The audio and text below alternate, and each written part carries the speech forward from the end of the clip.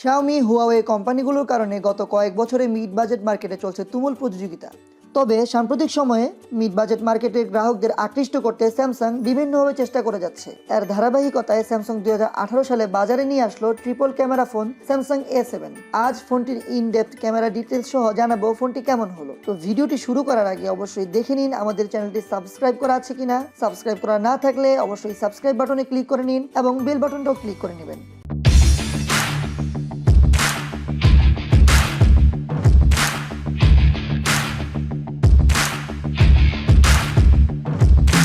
Hello বন্ধুরা, সবাইকে স্বাগতম তরল প্রযুক্তির ইউটিউব চ্যানেলে।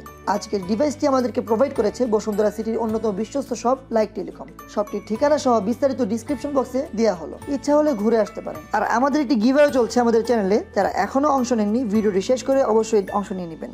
প্রথমেই আনবক্সিং। স্যামসাং এর টিপিক্যাল বক্সের মতোই ইনটেক বক্সটি খুললেই পাচ্ছেন ফোনটি। প্রথম দেখাতেই প্রিমিয়ার লাগছিল। এছাড়াও বক্সে আরও পাচ্ছেন সিম ইজেক্টর টুল, একটি মাইক্রো ইউএসবি কেবল ও একটি চার্জিং অ্যাডাপ্টার এবং একটি ইয়ারফোন। ইয়ারফোনটির সাউন্ড কোয়ালিটি মোটামুটি ভালোই। স্যামসাং এর এই ফোনটি মূলত ক্যামেরা সেন্ট্রিক ফোন, তাই প্রথমেই ফোনটির ক্যামেরা নিয়ে বিস্তারিত আলোচনা করা যাক। ফোনটির পিছনে পাচ্ছেন তিনটি ক্যামেরা, যার প্রাইমারি ক্যামেরাটি 24 মেগাপিক্সেলের 1.7 অ্যাপারচারের, সাথে 5 মেগাপিক্সেলের 2.2 অ্যাপারচারের একটি ডেপথ সেন্সিং সেন্সর, যা আপনাকে পোর্ট্রেট মোডে ছবি তুলতে সাহায্য করবে, এবং 8 মেগাপিক্সেলের 2.4 অ্যাপারচারের 13mm এর একটি ওয়াইড ক্যামেরা। ফোনটির মেইন ক্যামেরা দিয়ে তোলা ছবিগুলো ভালোই আসছিল আর ভালো কন্ট্রাস্ট পাচ্ছিলাম, এবং অন্যান্য স্যামসাং ফোনের মতোই ছবিগুলো একটু ওভার স্যাচুরেটেড বা কালারফুল। সো যারা একটু কালারফুল ছবি পছন্দ করেন এবং পরবর্তীতে ঝামেলায় যেতে চান না, তাদের কাছে এই ছবিগুলো ভালোই লাগবে। তবে 24 মেগাপিক্সেলের কারণে ছবিগুলোতে ভালোই ডিটেলস পাচ্ছিলাম, কিন্তু শার্পনেসের একটু অভাব লক্ষ্য করা যাচ্ছিল এবং ডাইনামিক রেঞ্জ মোটামুটি, যার কারণে ছবির ছায়া বা অপেক্ষাকৃত অন্ধকার অংশগুলোর ডিটেলে ঘাটতি পেলাম। এবং ভালো আলোতে শাটার স্পিড ভালোই ফাস্ট, যার কারণে দ্রুতগতির সাবজেক্টগুলো ভালোই ধরতে পারছিল। এছাড়াও এর 5 মেগাপিক্সেলের ডেপথ সেন্সিং সেন্সরের জন্য লাইট ফোকাসের মাধ্যমে ভালো পোর্ট্রেট শট আসছিল, এবং ফোনটিতে আপনি ব্লার কন্ট্রোল করতে পারবেন। আর এর পোর্ট্রেট শটগুলোতে ফেস ডিটেল ভালো পাওয়া যাচ্ছিল এবং এজ ডিটেকশন মোটামুটি ভালোই বলা চলে। আর এর 8 মেগাপিক্সেলের ওয়াইড অ্যাঙ্গেল ক্যামেরার কারণে আপনি খুব কাছে থেকে অনেক বড় জায়গার ছবি তুলতে পারবেন, যা আপনাকে একটু ফিশ আই ফ্লেভার দেবে। এবং এই ক্যামেরার ছবিগুলোতে মেইন ক্যামেরা থেকে ডিটেলসে একটু অভাব পাবেন, যেহেতু 8 মেগাপিক্সেল। বিভিন্ন আর্কিটেকচারাল শট তুলতে যারা ভালোবাসেন তাদের জন্য এটা পারফেক্ট একটা ফিচার। ফোনটির সামনে পাচ্ছেন 24 মেগাপিক্সেলের 2.0 ক্যামেরা, যাতে smart beauty mode built in, আপনি যা চেঞ্জ করতে পারবেন না।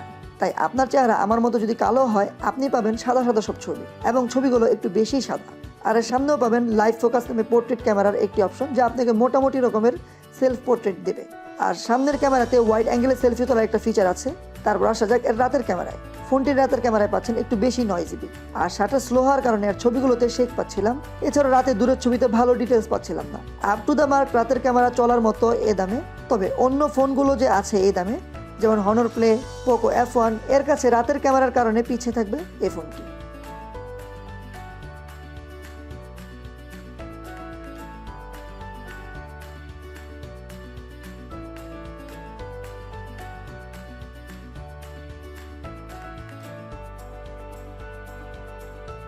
এবার আসা যাক ভিডিওতে। ফোনটিতে পাচ্ছেন EIS এর সুবিধা, যাতে আপনি 30 FPS এ এইচডি ও ফুল এইচডি মোডে শ্যুট করতে পারবেন। এর EIS মোটামুটি ভালো কাজ করছিল, সাবজেক্টগুলো দ্রুত ফোকাস করতে পারছিলাম এবং ভিডিও কালার খুব ভালোই পাচ্ছিলাম। এছাড়াও ফোনটিতে পাচ্ছেন হাইপার ল্যাপস, যা খুব চমৎকারভাবেই কাজ করছিল। হাইপার ল্যাপস মূলত টাইম ল্যাপস। আর এতে পাচ্ছেন স্লো মোশনের সুবিধা, এবং স্লো মোশনও খুব ভালো। এই তো গেল ক্যামেরা।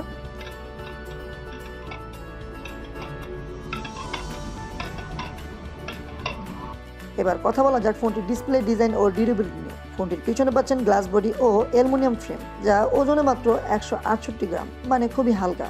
ফোনটি ধরে প্রিমিয়াম ফিল পাওয়া যাচ্ছিল। ফোনটির পিছনে 3টে ক্যামেরা থাকলেও দেখতে ভালোই লাগছিল, এবং এর নিচে পাচ্ছেন হেডফোন জ্যাক, স্পিকার ও মাইক্রো ইউএসবি চার্জিং পোর্ট। 2018 সালে এসেও micro USB charging port Samsung এর মতো কোম্পানি, আসলে এটা ভালো লাগেনি। এর ডানে পাচ্ছেন ভলিউম আপ ডাউন বাটন ও পাওয়ার অন অফ বাটন। মজার বিষয় হচ্ছে ফোনটির পাওয়ার অন অফ বাটনই পাচ্ছেন ফিঙ্গারপ্রিন্ট সেন্সর, যা একটু ইউনিক, ও এই পজিশনটা ফোনের লুককে আরো প্রিমিয়াম করলেও ফোনটির ফিঙ্গারপ্রিন্ট স্পিড একটু বেশি স্লো লেগেছে। আর এছাড়াও এতে সিকিউরিটি হিসাবে লেস সিকিউরড ফেস আনলক থাকছে, তবে এটা ফিঙ্গারপ্রিন্ট থেকে ফাস্ট। ফোনটির বাম পাশে পাচ্ছেন সিম ট্রে। এবার আসা যাক ডিসপ্লেতে। স্যামসাং এর ডিসপ্লে অলওয়েজ বেটার।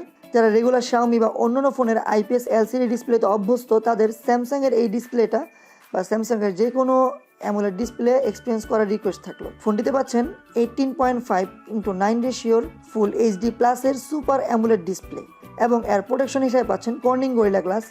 কোন ভার্সন সেটা আপাতত কোথায় পাওয়া যায়নি। আর ডিসপ্লেটি অলওয়েজ অন ডিসপ্লে। ফোনটির ডিসপ্লে যথেষ্ট পরিমাণে ব্রাইট, যা আপনাকে ভালো সানলাইট ভিজিবিলিটি এক্সপিরিয়েন্স দেবে এবং এর ডিসপ্লে কালার ভাইব্রেন্ট, যা আপনাকে মিডিয়া উপভোগে নতুন এক এক্সপিরিয়েন্স দেবে। এই দামের পোকো F1 এর ডিসপ্লের সাথে তুলনা করলে অবশ্যই স্যামসাংয়ের এই ফোনটির এগিয়ে থাকবে। ফোনটিতে অ্যান্ড্রয়েড ভার্সন অরিও 8.0 এবং স্যামসাংয়ের নিজস্ব UI আছে, যা অনেক স্মুথ এবং অপটিমাইজড, যার কারণে ফোনটির অ্যাপস ওপেন স্পিড খুব সফট ও ভালো। আর ফোনটিতে পাচ্ছেন স্যামসাংয়ের নিজস্ব প্রসেসর Exynos 7885 এর 2.18 GHz এর একটি প্রসেসর এবং ফোনটি পাবেন 464 GB ভার্সনে, যা আপনাকে মাল্টিটাস্কিংয়ের ক্ষেত্রে ভালো একটা অভিজ্ঞতা দিবে।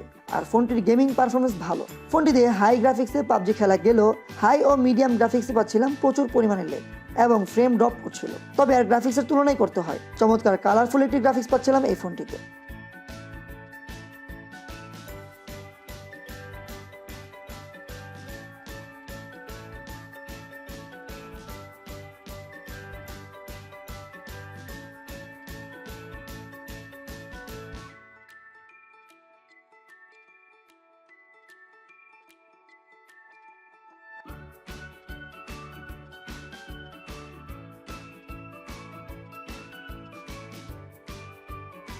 এতে অন্যান্য গেমসগুলো খেলতে গিয়ে আমাকে আর গ্রাফিক্স মুগ্ধ করেছে। ফোনটিতে পাচ্ছেন 3000 mAh এর ব্যাটারি। ফোনটি দিয়ে টানা 30 মিনিট পাবজি খেলে 10% চার্জার ছিল।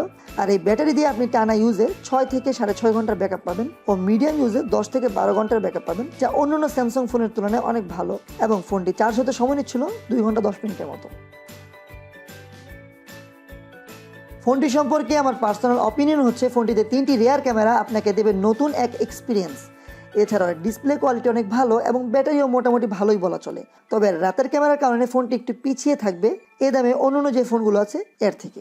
আর এতে gaming performance up to the mark দিতে পারবো না, তাই যারা গেমার তারা ফোনটি না কেনা উচিত হবে। তবে সবাই তো আর গেমার না। আপনি যদি ব্র্যান্ড লাভার হয়ে থাকেন এবং ডিজাইন ও ভালো ডিসপ্লে সহ ভেরিয়াস ক্যামেরা এক্সপিরিয়েন্স নিতে চান, তাহলে ফোনটি আপনার জন্য একটি পারফেক্ট ডিভাইস হবে। আপনিও কি তাই ভাবছেন? ফোনটিকে দাম তুলনায় 10-এ কত রেটিং দেবেন কমেন্ট বক্সে জানাতে ভুলবেন না।